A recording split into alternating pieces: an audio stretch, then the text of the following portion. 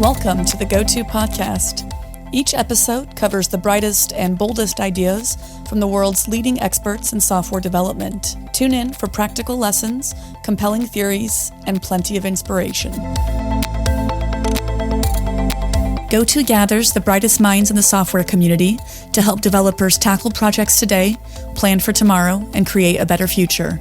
Stay up to date with the latest in tech through GOTO's top-rated events held online and in person in cities like Amsterdam, London, Copenhagen, and Chicago, and by subscribing to the GOTO Conference's YouTube channel, where you can find thousands more high-quality dev talks. Learn more at gotopia.tech. Hello and welcome to the GOTO Book Club, where today I'm going to talk to Anne Currie about her recently published book, Cloud Native Attitude, which she wrote with Jamie Dobson. And I'm really looking forward to digging into the details, but I want to start with introductions. Anne, can you introduce yourself? Hi, Sarah. My name is Anne Currie. I am the author of the book that we're going to talk about today is the Cloud Native Attitude, which is the sort of an interesting subject of today's call for many reasons, which will become clear soon. But I'm also the author of O'Reilly's new book, Building Green Software, which is very, as it turns out, relevant to Cloud Native. Cloud Native is very relevant to that. And I have been in the tech industry as an IC, as a manager, as all the things for 30 years now. Wow. I think I'm at 25 years, which is quite hard to believe it's been quite that long. And we've known each other for quite a long time. And in fact, we spoke for the case study for this book for the Financial Times quite a long time ago. I think it was 2017 initially. And I should start by saying I love the book. I mean, I think it's such a good overview of what Cloud Native actually means. And I've frequently referred to it when I've wanted to explain to someone what are the components of Cloud Native. But I want to start by saying, what's your focus with the book? Why did you write it? Why are you doing a third edition, and who should be reading it?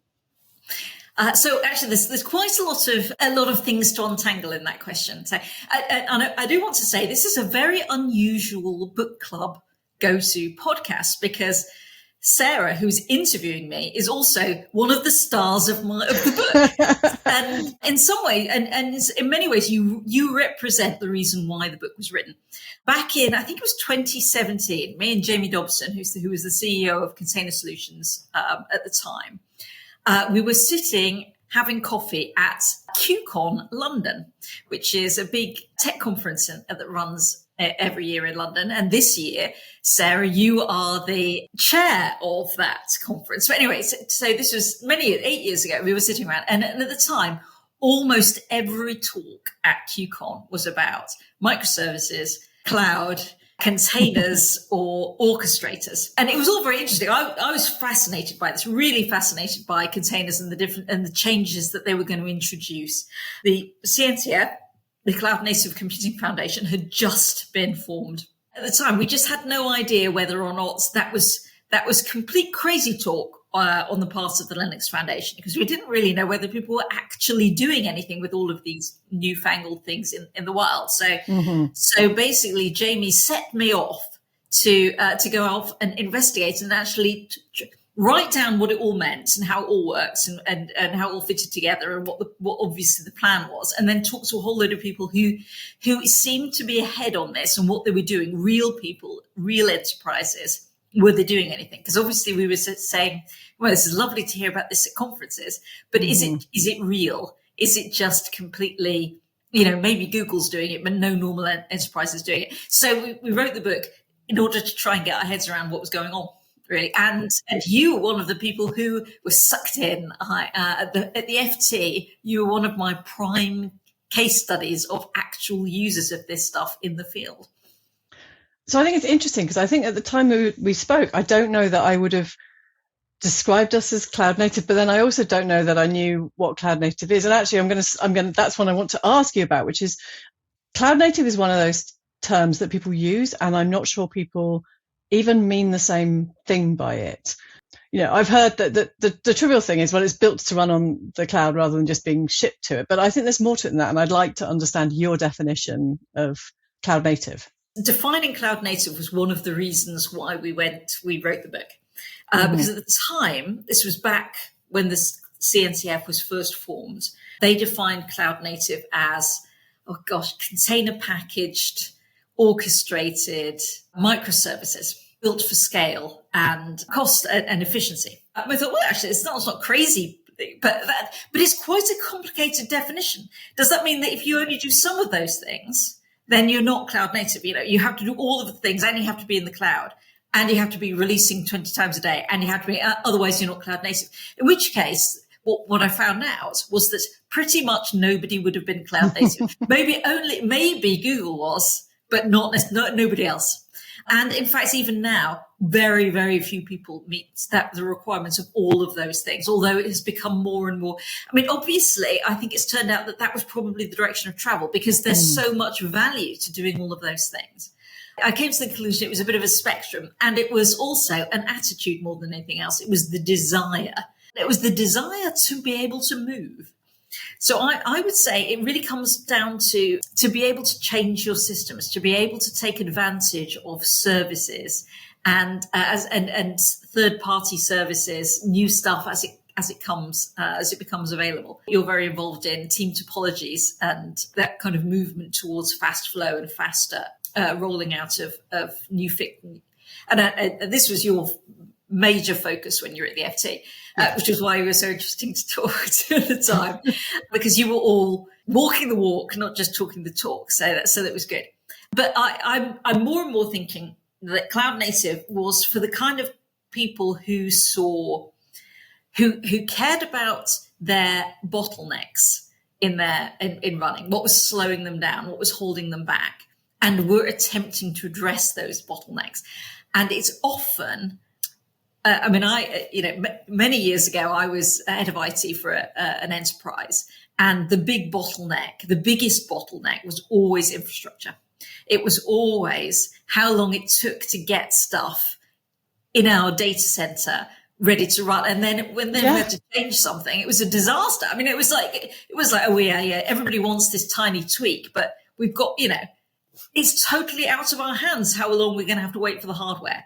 And not because anybody was an idiot. That was just the way that the world worked. We had unbelievably clever operations folk who were tearing their hair out constantly over this. It just took ages. Well, it's because you went and bought a server and then you configured it. And we actually kept track of the metrics at the FT. So I know that when I first joined in 2011, it was 6 months to get our production server bought, racked up with everything on it. And that was probably the first change that the FT did, was to try and look at automated provisioning. And I remember we got to 15 minutes by 2014. So we went from 6 months to 15 minutes. And then shortly after that, at the time I was an engineer hands-on on a team, I was complaining because it was taking 15 minutes, because you just you get spoiled by how quickly you can do it. And you can't do things like microservices until you can spin up basically, I've got this idea for a service. Well, I've got to wait 6 months for a server. Yeah, it was the gigantic bottleneck. I never really, until I'd reached the point where I could really see what was holding up the whole organization. I always used to think the software was difficult. And then I realized that I'd been living in a dream world in which, software is so easy compared to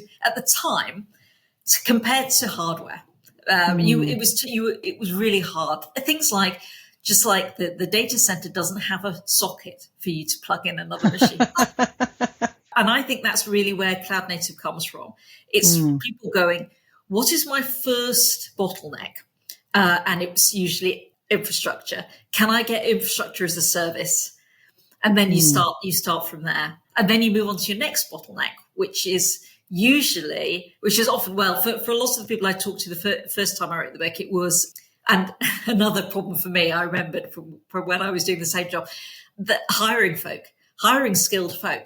Hiring skilled ops folk, very hard.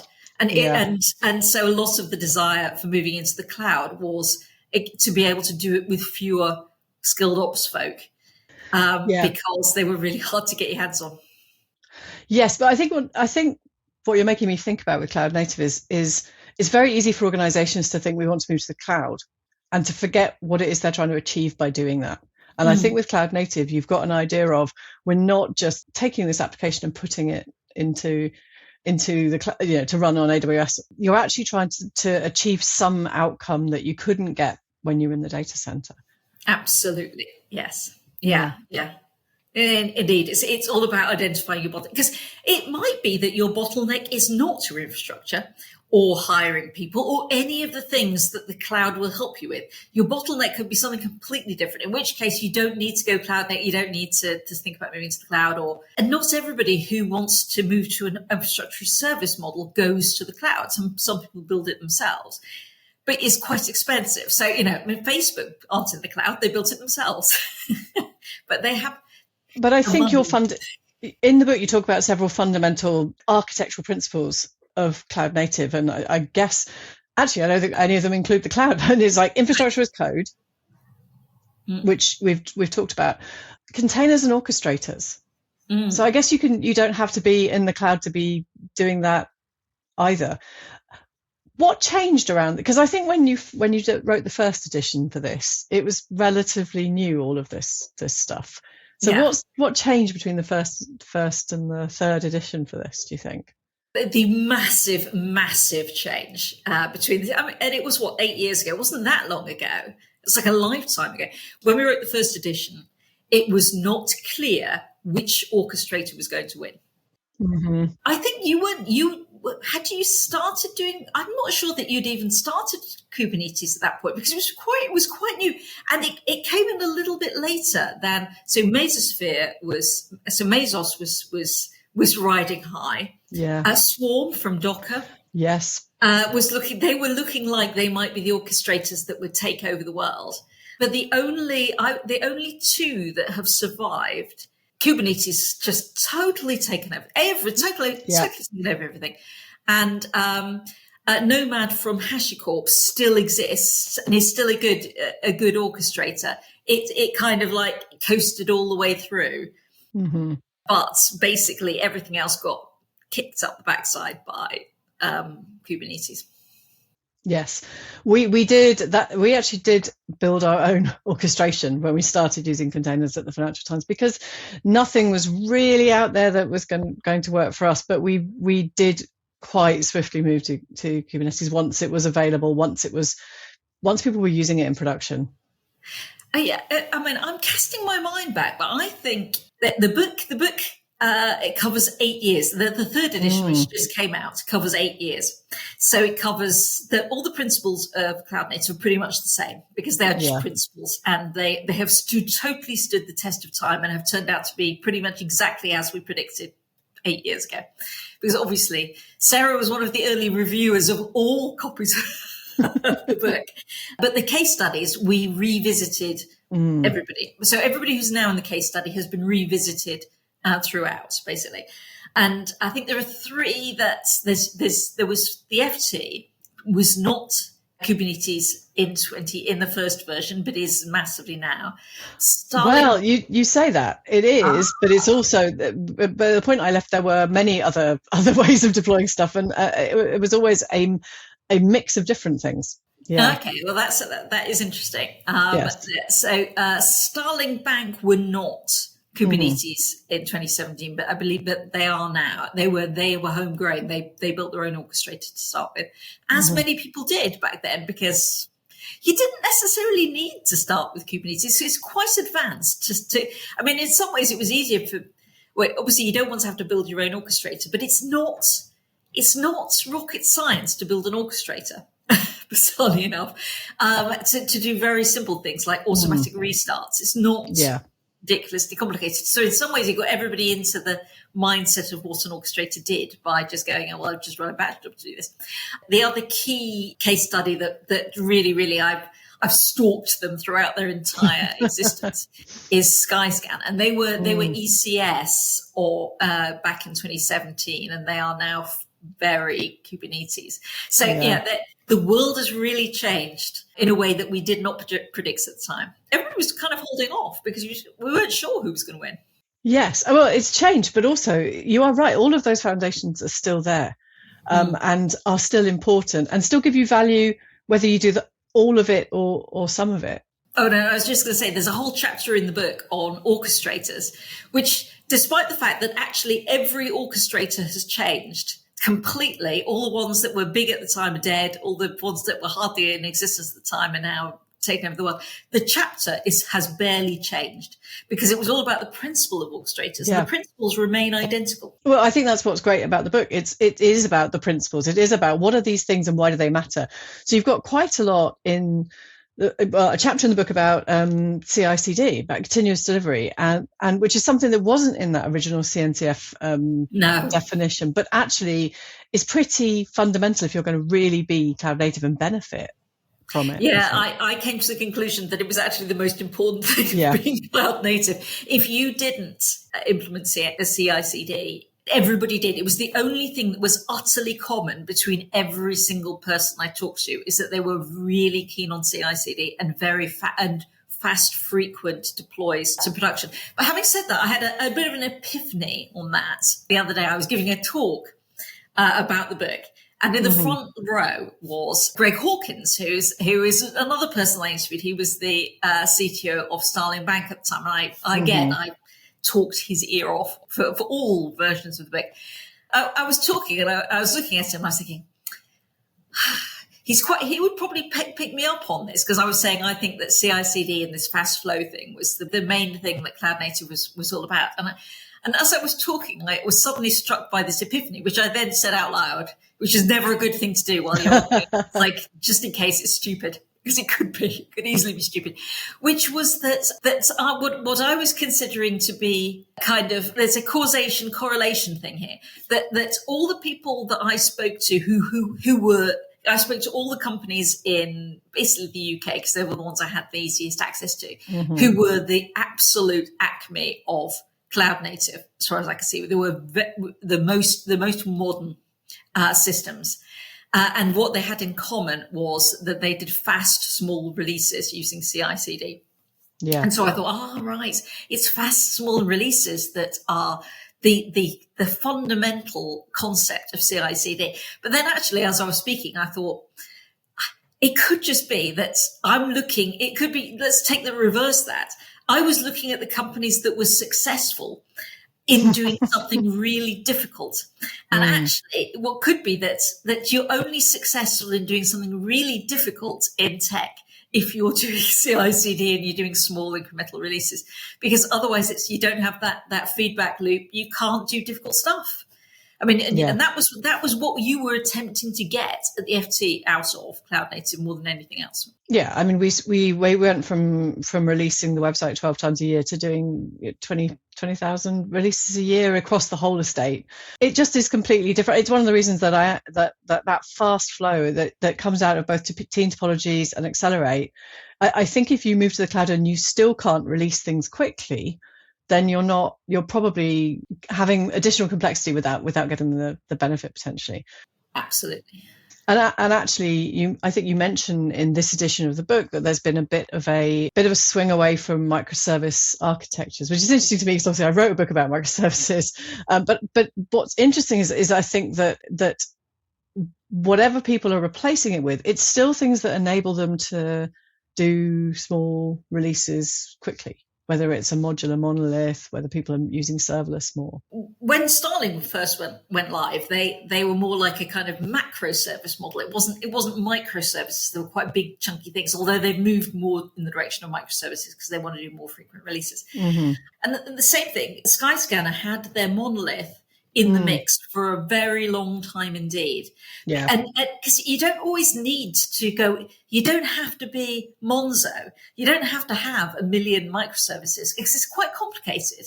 You know, it's complicated if you want to run microservices and have speed. So you're doing things that are synchronous, and that's very hard. It's so, I think you need to start with what is your need. Yes. And microservices can be amazing if you want to use third-party services as well. But is there a third-party service that you want to use? If there isn't, then it might not be worth investing in that complexity. Yeah. So it's called the Cloud Native attitude.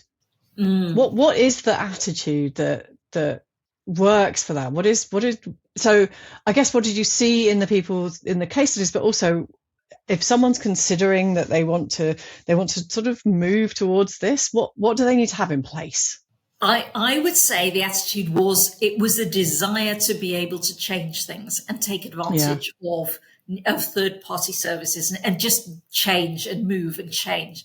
And in fact, it was that reason that I really twisted Jamie's arm to re-release the third edition, because I'd written Building Green Software for O'Reilly with my two lovely co-authors, Sarah and Sarah, for that. All the Sarahs. What became very clear was that what was holding people back more than anything else in being green, it wasn't the design, it wasn't the lack of desire to be green, it was the lack of the ability to move at all. And that really made me think, that was what the cloud native attitude was about. The attitude was the desire to move and the ability to move. It's hard to go cloud native. You have to get everybody involved. It has to be buy-in from the bottom of the organization to the top. You have to be incredibly persistent. It's going to take years and years. And so you have to really want it. You have to have the attitude that you're willing to put that investment in order to become a really agile, with a small a, agile, reactive organization, the ability to change. And that's a desire to change. The desire, obviously, it's not the desire to change. The desire to have the ability to change is the cloud native attitude for me. Yes, and I think that I definitely saw the F2. One of the reasons we were successful was because actually we had a culture that we're going to try. We want to do this. We had a very open culture, and that sense of basically being prepared to invest in improving things, I think is really important. You mentioned sustainability, and actually that's a whole there's much more discussion of it in this version of it. So what's the sustainability challenge, and how does cloud native help with that? The sustainability challenge is fundamentally that it's there are some things you can do to be sustainable that are really easy. Anyone can do them, and you don't have to be cloud native to do them. You don't have to be in a cloud or anything like that. It's just, turning things off that are waste, that don't need to be on, right sizing, all that kind of stuff. And the irony is doing those simple steps probably save you about the biggest chunk of carbon you will ever save. Or probably it can quite easily, and usually we see it's cutting people's carbon bills between 30% and 50%. And at that stage, that's also their hosting bill. So at the early stage, your hosting bill and your carbon bill are pretty much, they're very directly correlated. To take it further than that, then you need to start automating that stuff. You need to do automated right sizing, aka auto scaling. And it's very hard to do that stuff outside of the cloud. There are services that exist to help you do that. A lot of the services that exist to help you do that are in the cloud. To get to the next stage, you really have to be able to turn off machines. You have to be able to turn off machines automatically. You have to be able to respond to changes in demand and fluctuating. You have to be a lot cleverer. You have to have real organizational smarts to get to the next stage. And then that doing that can halve your carbon bill again. So you get your by doing this initial pass and then getting really good at operations, you should be able to cut your carbon bill by broadly 75%. But you do need to use the techniques of cloud native to get to that next stage. Level 3 of the maturity matrix, we call it. I would also call that effectively being cloud native. To get further than that is interesting. To get beyond really good ops, which is everybody's best interest because it's much more resilience, saves you money, and it's much more secure. But to get beyond that requires you to do things like write code efficient code.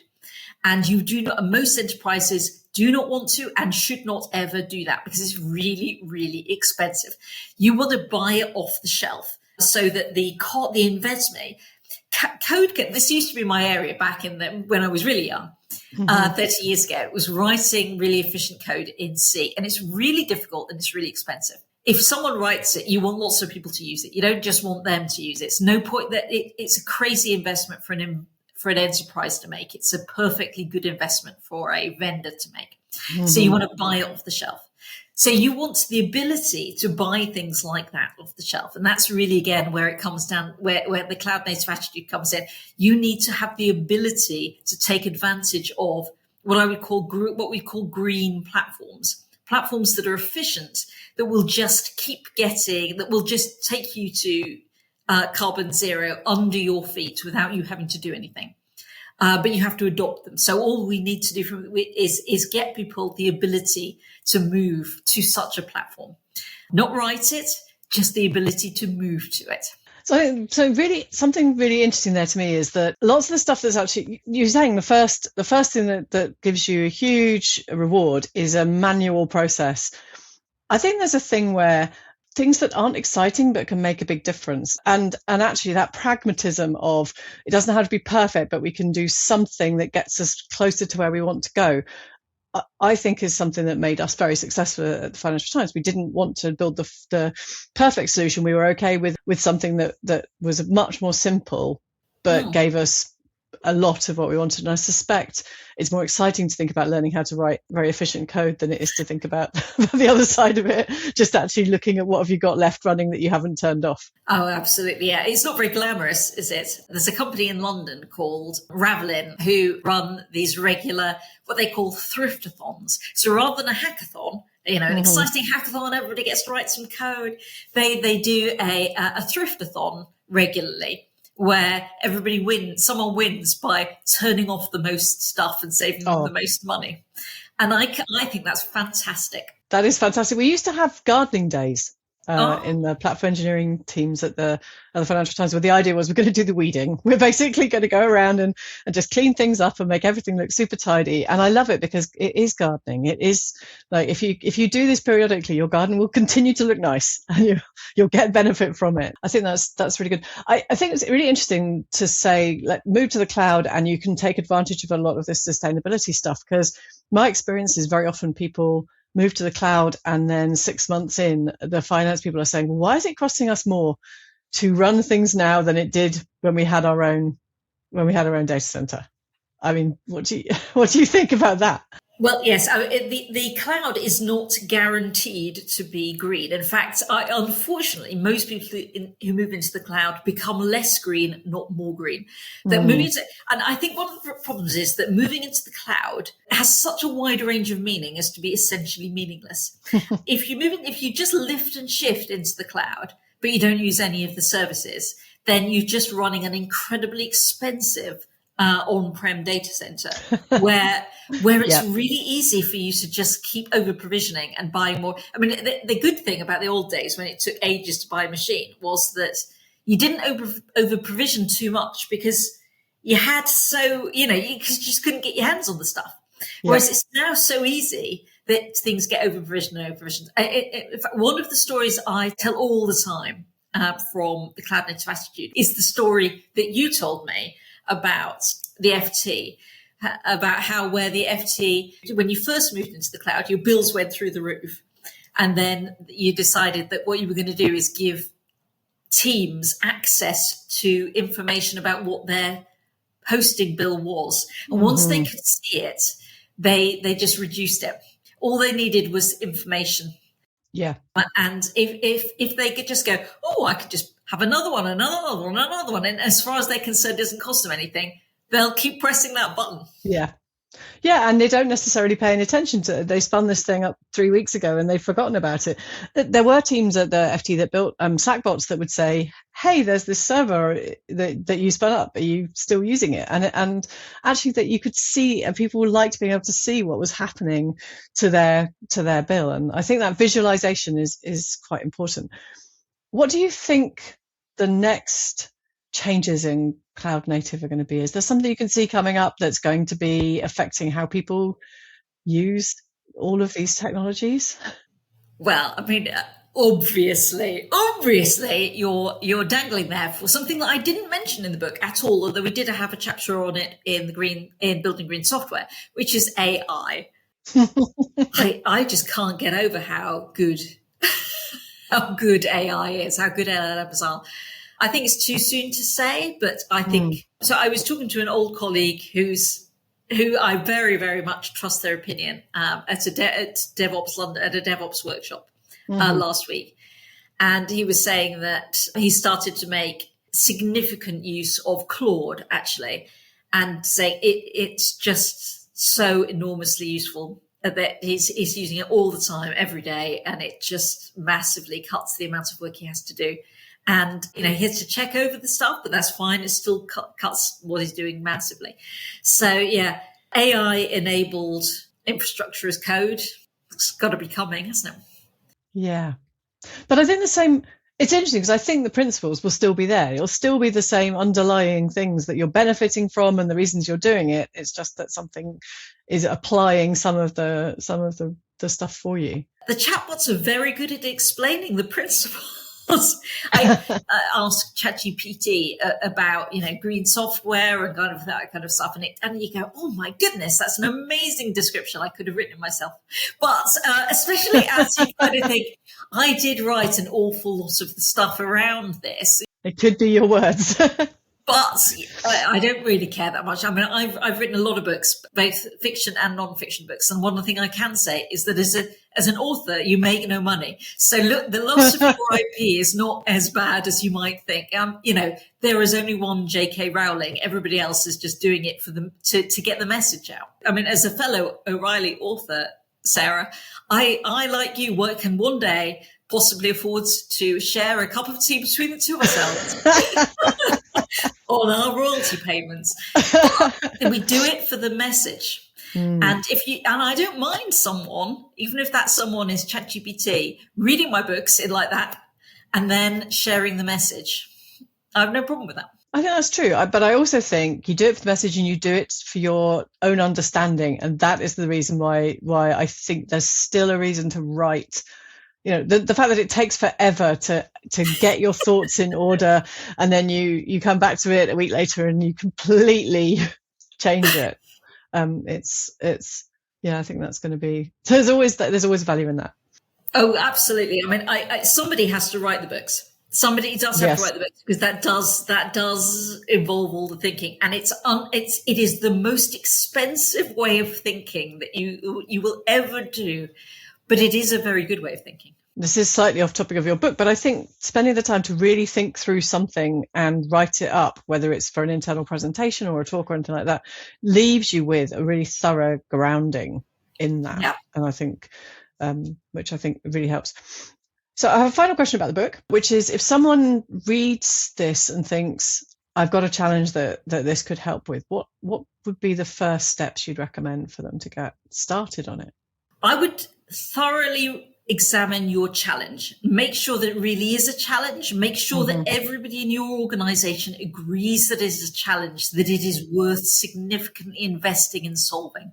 The key thing is it the bottleneck? Is it what you should be solving? Because you've got to, and it has to be convincing. You have to convince everybody, because it's so difficult. It's the writing a book of IT organizations. It's so hard. You will learn a load. It'll be amazingly useful, but it's so hard. You have to make sure that everybody agrees that is the problem that you should be focused on. And if you can get everybody to agree to that, then if they don't agree, then it's worth listening to what they think really is the problem, and make sure that you aren't thinking, right, we'll do this amazing project that's going to take up everybody's mind cycles for years and years, whilst there's a bigger problem and a bigger choke point or bottleneck that it won't be resolved by that project. That is good in all senses. You can work out whether it really is the thing that you need to be doing next. But if you talk to everybody and you become convinced and you convince everybody else that it is the thing that everybody needs to work on, it'll be a lot easier for you, because then everybody will be on the same page and pulling together. It will be aligned. I mean, I think that's amazing, but that means people are having a single coherent engineering strategy, which is a really surprisingly challenging thing, I think, to come up with. But I agree that I think knowing that, we at one point at the FT had an objective for the year, which, well, it was for several years actually. It was cloud only 2020, and which was a great objective because you knew exactly what it was and when it had to be done by and how you'd be measured for it. And it worked because everyone was completely aligned in it. Everybody knew what they had to do to make that happen. So I think having that sense that everyone is up with it, and I think so. It's really interesting to me. A lot of times you have a couple of teams within an organization that want to bring in infrastructure as code. They want to bring in automation. They maybe start some work. I think you hit a natural limit if you haven't convinced everybody else that there's a reason to do things like that. Yeah, I think that is true. Alignment is step one, isn't it? Getting everybody on the same page and in agreement.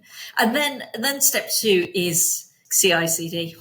Oh God, yes. If you did that and nothing else, you'll improve things so much. The difference that I found between writing code and it may be going live in 4 weeks, 6 weeks, and writing code and I could push it live that day was just amazing.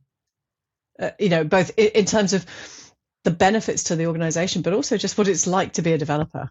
Just so much more rewarding. Yeah, it's yes. So neither of those things are classically what you'd describe as cloud native. No, but they are still the most important. You have to build your platforms. To build your platform is something an old colleague of mine used to say all the time, and he was quite right. And then after that, you can start thinking about whether you want to be in the cloud, because and you say there are pros and cons. If you're a startup these days, I think you'd be absolutely mad to not be in the cloud. But I can also see why it is a really difficult thing to do, especially if I feel lift and shift projects are very, very problematic indeed. I mean, I can see why people do it. It's totally, theoretically, it's a good move. Theoretically, it's a good move, but I think psychologically, it's a very risky move, because to make the cloud work, you're going to have to do iterative small. You're going to have to move into a mindset of iterative small steps, and putting a gigantic single monolithic project right at the start of that doesn't get you in the right mindset, does it? It doesn't. And even if you are moving things that are relatively small, I think that having that lift and shift mentality of we're just going to do what we do, but we'll do it on someone else's servers. We definitely had to learn that it's a lot quicker to use the components that you can buy from the cloud providers than it is to build and operate your own database cluster. But we had to learn it by doing it. Yeah. And I think if you lift and shift, and normally what happens is you decide you're going to do it. There's some kind of deadline that means you have to do it. And then you're all exhausted and you've got everything running in the cloud, and it's more expensive than it was in the data center, and you haven't got any benefits from it. And then the will to do the next step can just disappear. Yeah, it is. I mean, will is what delivers projects more than anything else. And if you burn it all out and you're all disappointed, and everybody's going, but you said when we were in the cloud, everything would be great. And it's like, well, we're in the cloud, but we're only halfway to where we need to be. That's a really hard sell. It is. And I think this is where the attitude comes into it. You really you need to be moving to cloud native with a vision of what you're trying to, as your book says, with a vision of what you're trying to achieve, and with an attitude that's going to make it work for you. Definitely. And with that, I think we are pretty much out of time. It's been a great discussion. Thank you so much. And thanks for speaking to me about your book. And I really recommend it to people. It's a great and small. I always like to recommend short books that can be read quickly, because basically you get a lot out of investing the time to read it. Thank you so much. Thank you. Thanks for listening to this episode of the GOTO Podcast. Head over to gotopia.tech to discover lots more content from the brightest minds in software development.